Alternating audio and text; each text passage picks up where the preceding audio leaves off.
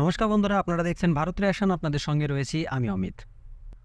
স্বাধীনতা দিবসে সকলকে জানাই আন্তরিক শুভেচ্ছা। আজকে আমি যে ভিডিওটি আপনাদের সামনে হাজির করব, যার উপরে আমি রিঅ্যাকশন দিতে চলেছি, সেটি হচ্ছে আরজে রৌনক ভাইয়ের ভিডিও টাইটেলটি হচ্ছে বাংলাদেশ সে হিডেনবার্গ तक ये सब को इंसिडेंट्स नहीं। তো চাইলে আমরা আগে ভিডিওটা দেখে নিই, তারপরে আমরা আলোচনা করব। ভিডিও শেষে আমাদের কিছু মতামত থাকলে সেটা আমরা জানাবো, এবং আপনাদের যদি কোনো মতামত থেকে থাকে অবশ্যই আপনারা কমেন্ট বক্সে জানিয়ে দেবেন। আর ভিডিওটি ভালো লাগলে অবশ্যই লাইক করবেন, শেয়ার করবেন এবং আমার চ্যানেলটি সাবস্ক্রাইব করবেন।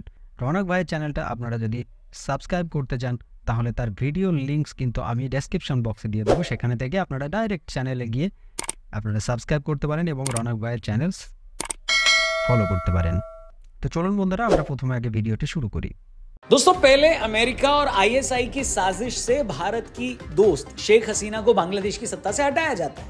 फिर शेख हसीना के बांग्लादेश से बाहर जाते ही बांग्लादेश के हिंदुओं पर जुल्म होने लगते हैं। बांग्लादेश के हिंदुओं के खिलाफ हो रही इस हिंसा पर पूरी दुनिया में बांग्लादेश को घेरा जाता है।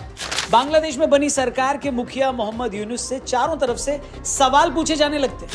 मोहम्मद यूनुस चाहकर भी बांग्लादेश में हो रही वायलेंस को रोक नहीं पाते, और तभी अचानक से हिंडनबर्ग आगे आकर कहता है कि भारत को लेकर फिर से बड़ा खुलासा करने वाला है। दुनिया का ध्यान बांग्लादेश से हटकर हिंडनबर्ग के खुलासे पर आ जाता है। वो शनिवार को सेबी चीफ के गौतम अडानी की कंपनी से रिश्ते बताते हुए एक रिपोर्ट देता है। ये रिपोर्ट खोदा पहाड़ निकली चूहिया जैसे साबित होता है। हिंडनबर्ग को उम्मीद थी कि रिपोर्ट आते ही भारत का शेयर बाजार धड़ाम हो जाएगा, भारत में हर कोई सरकार से सवाल पूछने लगेगा और भारत में इतना हंगामा होगा कि पूरे साउथ एशिया का ध्यान बांग्लादेश से हटकर भारत पे आ जाएगा। मगर अफसोस, भारत के इन्वेस्टर्स ने हिंडनबर्ग और उनके गुर्गों के मुंह पर गीली चप्पल मारकर उन्हें बेइज्जत कर दिया।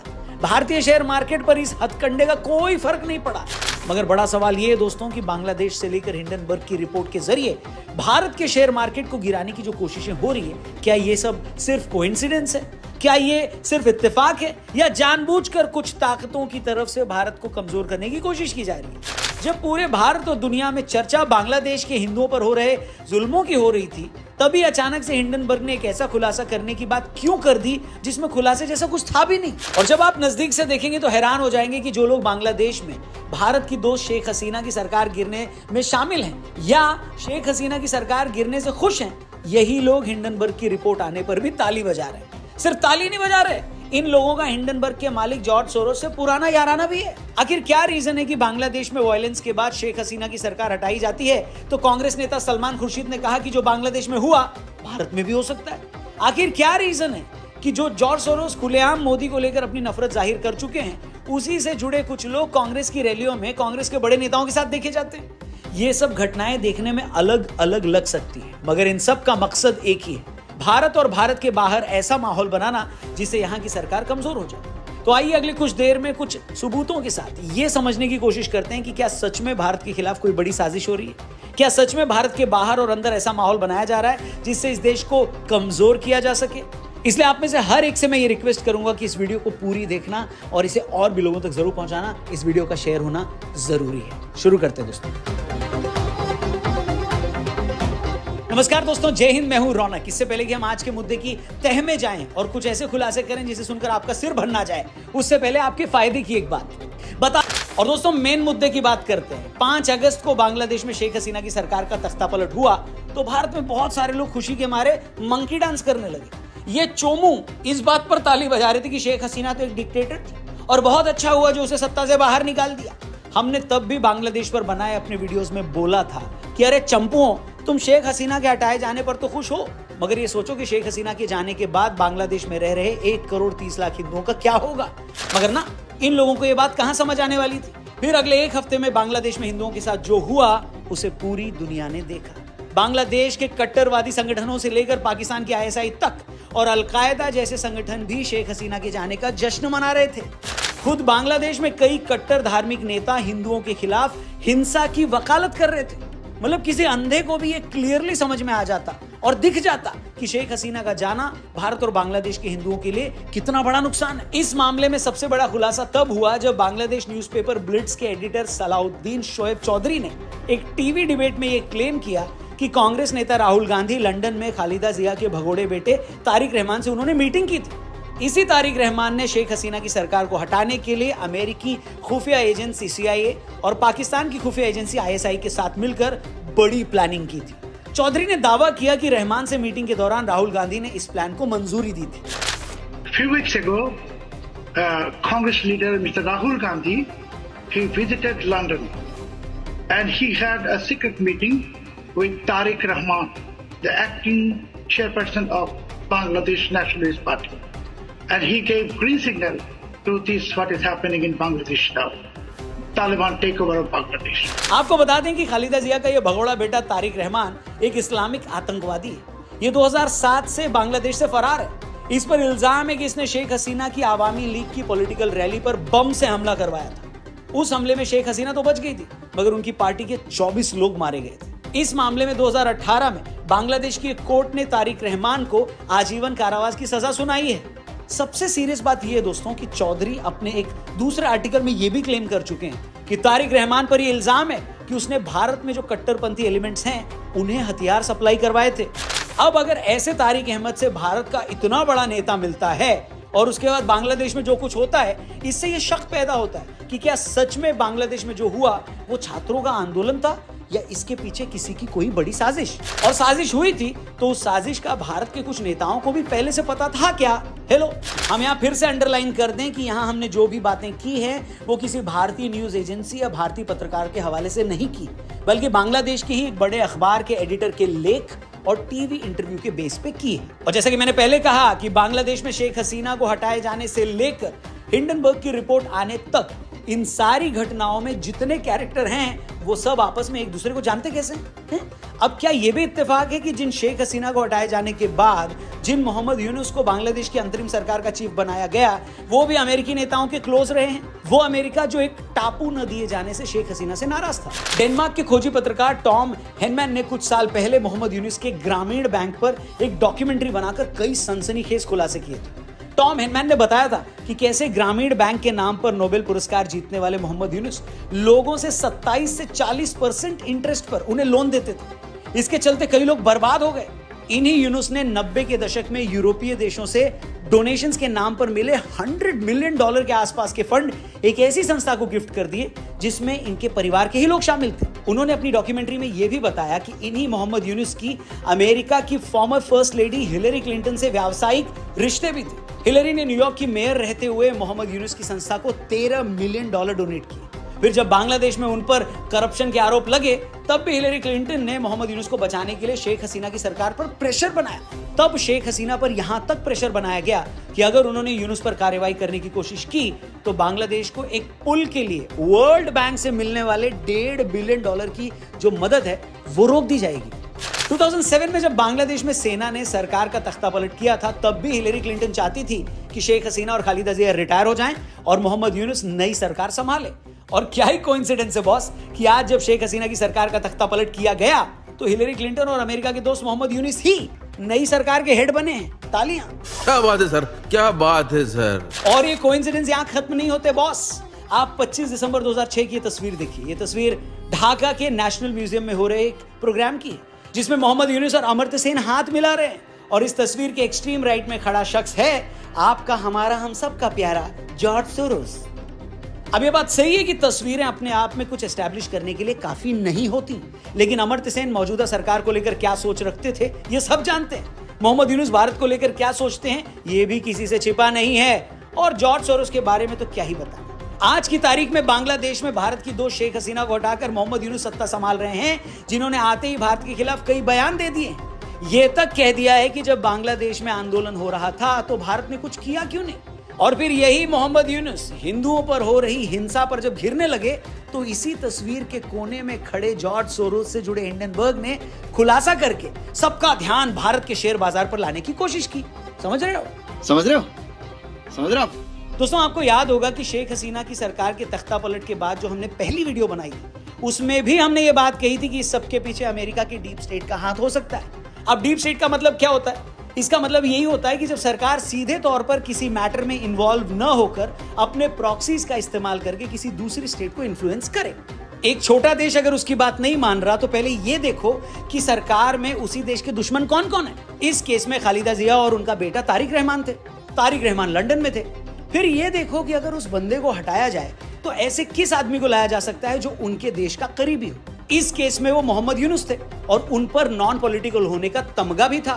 फिर ये देखो कि अपने यहां से ऐसे कौन से लोग हैं जो मोहम्मद यूनुस को कॉन्फिडेंस में ले सकते हैं। फिर यही डीप स्टेट ये भी मैनेज करता है कि उस देश के पड़ोस में इस पर क्या रिएक्शन आएगा। वहां कौन कौन से लोग मैटर करते हैं। शेख हसीना के केस में तो भारत सरकार इसकी इजाजत कभी नहीं देती। तो बची ऑपोजिशन पार्टीज, जिसके टॉप लीडर पर आज ये इल्जाम लग रहा है कि वो लंदन जाकर खालिदा जिया के बेटे से मिला था। और अगर इतने कोइंसिडेंस काफी न हो तो थोड़ा और पीछे चलते। आपको याद होगा पिछले साल जनवरी में भी हिंडनबर्ग ने अडानी ग्रुप की कंपनियों को लेकर कुछ खुलासे किए। उन खुलासों पर भी भारत में खूब पॉलिटिक्स हुई। अब उसी दौरान राहुल गांधी की भारत जोड़ो यात्रा भी चल रही थी। उस भारत जोड़ो यात्रा में राहुल गांधी के साथ सलील शेट्टी नाम का एक शख्स दिखाई देता। सलील शेट्टी ओपन सोसाइटी फाउंडेशन नाम की एक एनजीओ के वाइस प्रेसिडेंट है।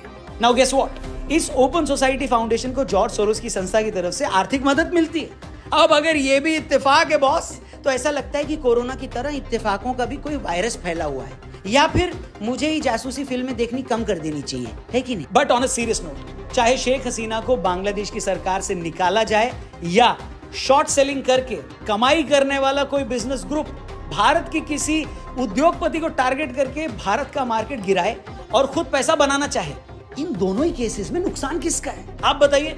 हमारा ही नुकसान है। हम वेस्ट में पहले से ही पाकिस्तान नाम के एक जाहिल और कट्टर पड़ोसी से जूझ रहे हैं। अब शेख हसीना के जाने पर हमारे ईस्ट में भी कट्टरपंथियों का राज हो जाएगा। अब सोचिए, जिस खालिदा जिया के बेटे पर यह इल्जाम तक लग चुका है कि उसने भारत में बैठे कट्टरपंथियों को हथियार पहुंचाने की कोशिश की, अब जब यही लोग खुद वहां की सरकार में आ जाएंगे तो भारत को क्या नुकसान पहुंचाएंगे, ये आप और हम सोच भी नहीं सकते बॉस, सोच भी नहीं सकते। इसीलिए शेख हसीना के जाने पर भारत में खुशी के मारे बंदर गुलाटियां मारने वाले जाहिलों को मैंने तब भी यही कहा था कि आप लोग खुश किस बात पे हो रहे हो भैया, इसमें भारत का तो नुकसान ही नुकसान हुआ है। हमारे बॉर्डर भी अनसेफ होंगे और बांग्लादेश में रह रहे 1 करोड़ से ज्यादा हिंदुओं पर भी आफत आएगी।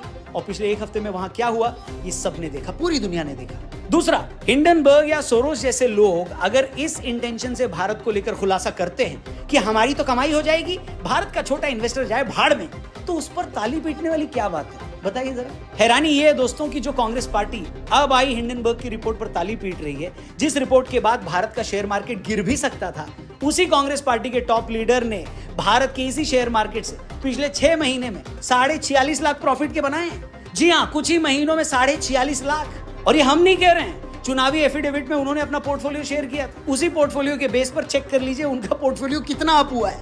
अब ऐसा कैसे हो सकता है कि भारत के जिस शेयर मार्केट के आप खुद डायरेक्ट बेनिफिशियरी हैं, उसी को गिराने की कोशिश पर आपकी पार्टी ताली बजा रही है, वो भी ऐसी कोशिशें जो बुरी नीयत से भरी हुई है।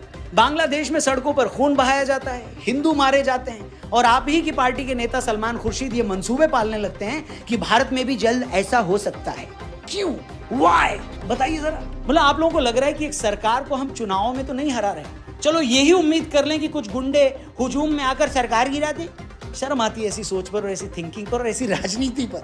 जब आप देश में तख्ता पलट की बात बोलकर एक चुनी हुई सरकार के हटने की दुआ मांगने लगे, तो आप ये पहले ही कबूल कर चुके हो कि इन्हें हराना हमारी औकात में है ही नहीं, है? हमारे बूते की बात ही नहीं है। जब आप दूसरे देशों में बैठे लोगों से हाथ मिलाकर अपनी ही सरकार को गिराने में लग जाएं, तो आप ये मान ही रहे हैं कि हम सत्ता में आने के लिए किसी भी हद तक जा सकते हैं। और अगर सच में आपकी ऐसी ही सोच है तो मैं क्या ही कहूं। ऐसी सोच पर जो भी कहना है या करना है वो लोगों को ही करना है और लोगों को ही कहना है। हमारा काम तो बस इतना है कि जो दिख रहा है या जो समझ में आ रहा है वो बाकी देश को भी दिखाया या समझाया जाए, सिंपल।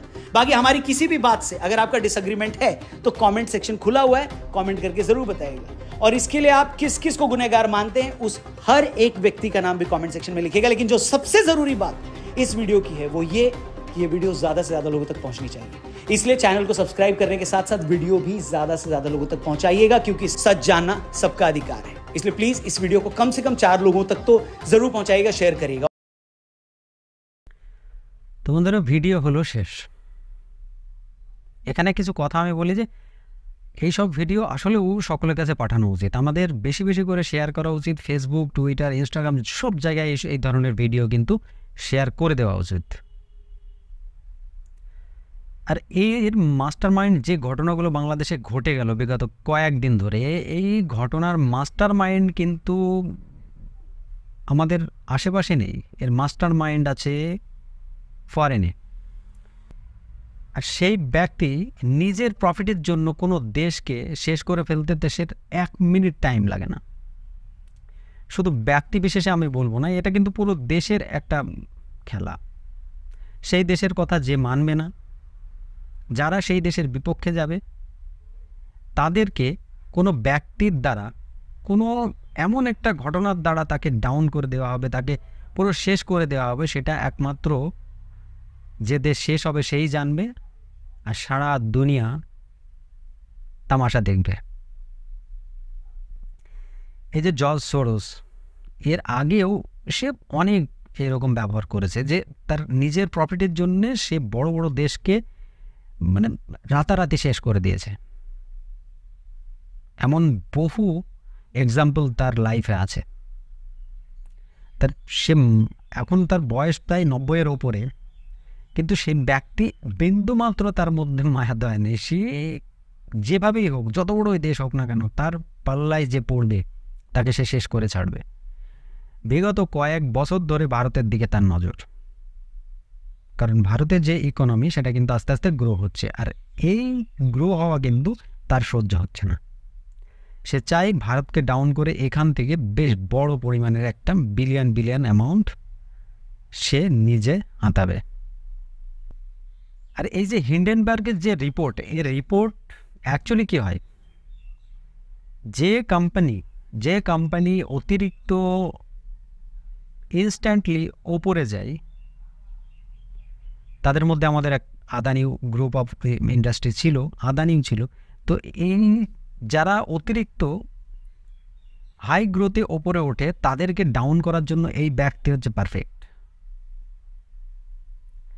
এই ব্যক্তি শেয়ার মার্কেট নিয়েই খেলা, এর কারেন্সি নিয়েই খেলা, এর যত খেলা এ কিন্তু শেয়ার মার্কেট আর কারেন্সি নিয়েই করে। এমনকি ওয়ারেন বাফের সঙ্গে এই ব্যক্তির তুলনা করা হয়। তো এই ব্যক্তি কিন্তু মারাত্মক। হিন্ডেনবার্গ তার হাতের মুঠোয় আছে, সে কিন্তু হিন্ডেনবার্গকে যেদিকে বলবে সেদিকে ঘুরবে।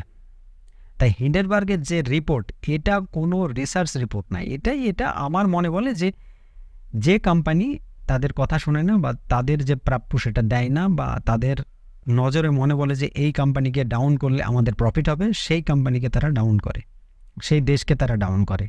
আর এর পিছনে বড় সুপার পাওয়ার কিন্তু আছে, না হলে এই ধরনের সম্ভব না। আজকে বর্তমানে বাংলাদেশের যে পরিস্থিতি, এখন যে পরিস্থিতি চলছে বিগত কয়েকদিন ধরে, সেই পরিস্থিতি কিন্তু এর আগে হয়েছে, কম বেশি অবশ্যই হয়েছে, কিন্তু এত তখন যদি 1% হয়ে থাকে, আজকে সেই জায়গায় 90% হয়ে গেছে। কিছু এরিয়া আছে যেখানকার মানুষ কিন্তু বেরিয়ে চলে এসেছে ভারতের বর্ডারে, তারা এসে চুপচাপ বসে আছে বর্ডারের সামনে, যে বিএসএফকে একটাই কথা বলছে, তোমরা গেট খুলো, আমরা বাইরে যাব। বাইরে যাব বলতে বাংলাদেশের বাইরে যাব, ইন্ডিয়ায় আসব। এবার এইভাবে তো সম্ভব নয়, সম্ভব তো এইভাবে নয়।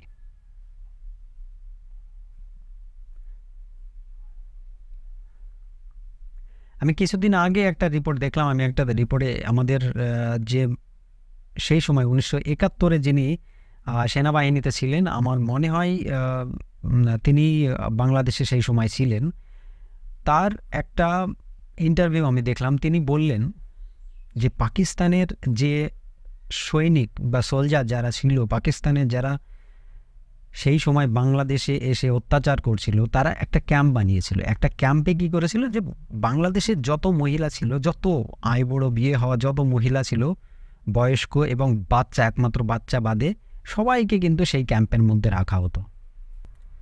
বিভিন্ন জায়গায় এই ধরনের ক্যাম্প থাকতো, আর সেই ক্যাম্পের মধ্যে যত মহিলারা তত তারা থাকতো। মহিলাদের কি কাজ ছিল? কাজ কিছুই না।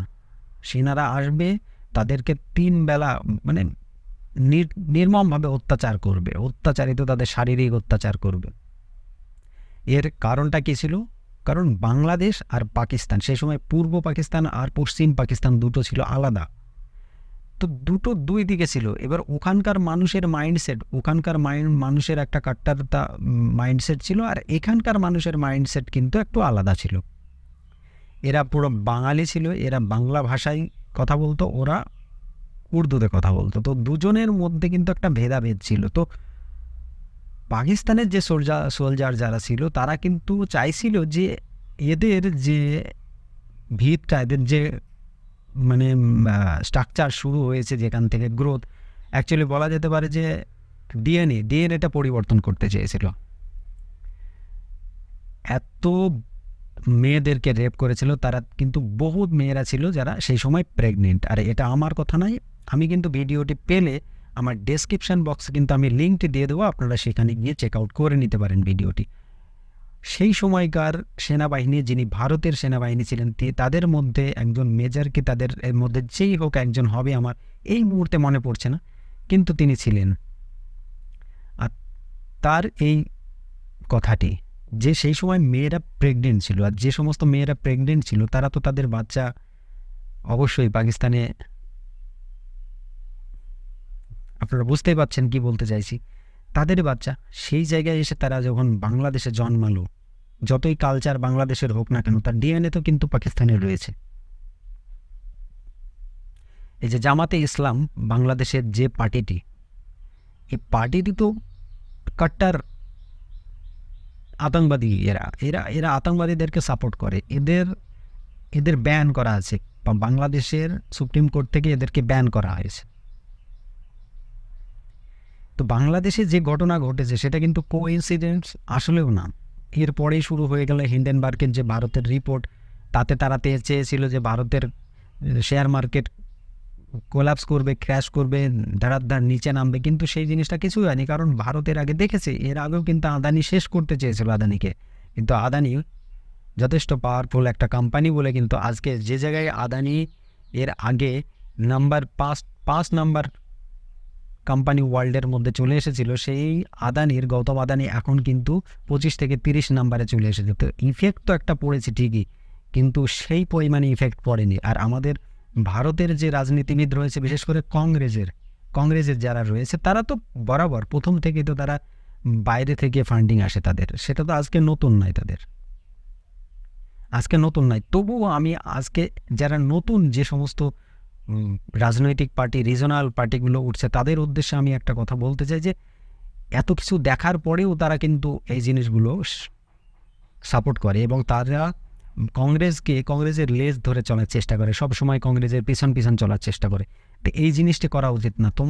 তোমরা রিজনাল পার্টি, ইন্ডিয়াতে তোমাদের ভিত, কিন্তু কংগ্রেসের ভিত কিন্তু ইন্ডিয়াতে না, এর ভিত বাইরে, বিদেশ থেকে এর যত ফান্ডিং আসে, সমস্ত ফান্ডিং এই জর্জ সোরসের সঙ্গে রাহুল গান্ধীর ডাইরেক্ট লিঙ্ক আছে।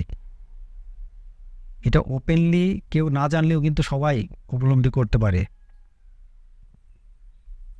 আজকে হঠাৎ করে যে নরেন্দ্র মোদী 2 বছর এত ভালো মেজরিটিতে জিতলো, তারপরে হঠাৎ করে এই বছরে তার যা পরিবর্তন কিছু কিছু রাজ্যে দেখা দিচ্ছে, সেটা কিন্তু কোইন্সিডেন্ট নয়, সেটাও এর মধ্যে লিঙ্কড রয়েছে। তারা চাই নরেন্দ্র মোদীকে, আমাদের যে পিএম নরেন্দ্র মোদী, তাকে সরাতে, এবং তাকে সরাতে গেলে ভারতে এমন এই যে বর্তমানে যে বিভিন্ন জায়গাতে আমরা দেখছি ঘন ঘন রেল দুর্ঘটনা ঘটছে, এই যে হাজার হাজার মানুষের জীবন শেষ করে দিচ্ছে, এটা কিন্তু পুরো রাজনীতি। এটার মধ্যে কোনো রকম, আমরা এর আগে এত রেল দুর্ঘটনা দেখিনি। আমরা বলতে পারি যে বিগত 10 বছর হয়ে গেল যে পরিমাণে রেল দুর্ঘটনা এখন ঘটছে, কিন্তু এর আগে ঘটেনি। কেন ঘটছে? এর আগে দুটো পার্টি এমন হয়ে গিয়েছিল যে একটা পার্টি প্রায় শেষ হয়ে গিয়েছিল, যে কারণে তাদের অকাজ ছিল না যে কি করবে। কিন্তু বর্তমানে সেই পার্টিটিও একটি কিন্তু স্টাবলিশড হয়েছে, আর সবাই এক জায়গায় হয়েছে। তাদের মধ্যে যে কাট্টার যারা রয়েছে আতঙ্কবাদী টাইপের, তারা আসছে কি করছে, তারা এখন যে গোলা বারুদ এসব নিয়ে তো আর ভারতে ছুটে বেড়াতে পারছে না, কারণ যে কোনো জায়গায় বোমা ব্লাস্ট করা এগুলো তো আর হচ্ছে না, তাদের দ্বারা সম্ভব হচ্ছে না। ভারতের ইন্টেলিজেন্স যেটা বিরাটভাবে সক্রিয় আছে, তাই তারা কি করছে, এই ধরনের কাজ করাচ্ছে। ট্রেন দুর্ঘটনা, কোনো মানে বিভিন্ন রকম দুর্ঘটনার মধ্যে কোথাও ফ্লাইওভার ভেঙে যাওয়া, ব্রিজ ভেঙে যাওয়া, এসবগুলো করাচ্ছে যে এই রাজনৈতিক দলটাকে যদি সত্তা থেকে হাঁটানো যায়, গদি থেকে সরানো যায়, তাহলে কিন্তু তাদের কাজটা সহজ হয়ে যাবে। তো এটা একটা বড় চ্যালেঞ্জ আমাদের ভারতের যে বর্তমান সরকার তাদের ওপর, এবং আমাদের দেশ যে 5th লার্জেস্ট ইকোনমি হয়ে গেছে, যে 5 নম্বর ইকোনমিতে চলে এসেছে, এটা কিন্তু অনেক দেশেরই সহ্য হচ্ছে না, যে কারণে তারা চাইছে যে ভারতকে ডাউন করার। এর জন্য ভারতের বিভিন্ন দিক দিয়ে কিন্তু শত্রুতা বাড়ছে। শুধুমাত্র আমরা রিসেন্টলি দেখলাম যে নরেন্দ্র মোদী যখন পুতিনের সঙ্গে দেখা করলো, তখন কিন্তু আমেরিকার তরফ থেকে বিভিন্ন রকম কমেন্ট করা হয়েছিল। তো এখন এগুলোও কিন্তু তার একটা প্রতিফলন। আমেরিকার বিপক্ষে যখনই ইন্ডিয়া চলে গেল, তখনই কিন্তু প্রতিফলন কিন্তু তাকে দেখতেই হবে। এগুলোই হচ্ছে। তো আমরা চেষ্টা করব যে আমাদের দেশ, আমরা কিভাবে দেশকে সেফ রাখবো, কিভাবে দেশকে ঠিক রাখবো, সেটা আমাদের দায়িত্ব। আমাদের সকলের কাছে আমার অনুরোধ যে আপনারা দেশকে সাপোর্ট করবেন, সবাইকে দেশ, তারপরে অন্য কিছু। তো বন্ধুরা, আজকের মতো ভিডিওটি এখানেই সমাপ্ত করব। সকলে ভালো থাকবেন, সুস্থ থাকবেন। আমার চ্যানেলটিকে সাবস্ক্রাইব করবেন, পাশে থাকা বেল আইকনটি বাজিয়ে দেবেন। আর আমার ভিডিওটি যদি ভালো লেগে থাকে অবশ্যই লাইক করবেন। রনক ভাইয়ের চ্যানেলে গিয়ে রনক ভাইয়ের ভিডিও আপনারা লাইক করবেন, শেয়ার করে দেবেন। আজকে ইন্ডিপেন্ডেন্স ডে সকলকে শুভেচ্ছা জানিয়ে আজকে আমি আমার ভিডিও শেষ করছি। ধন্যবাদ।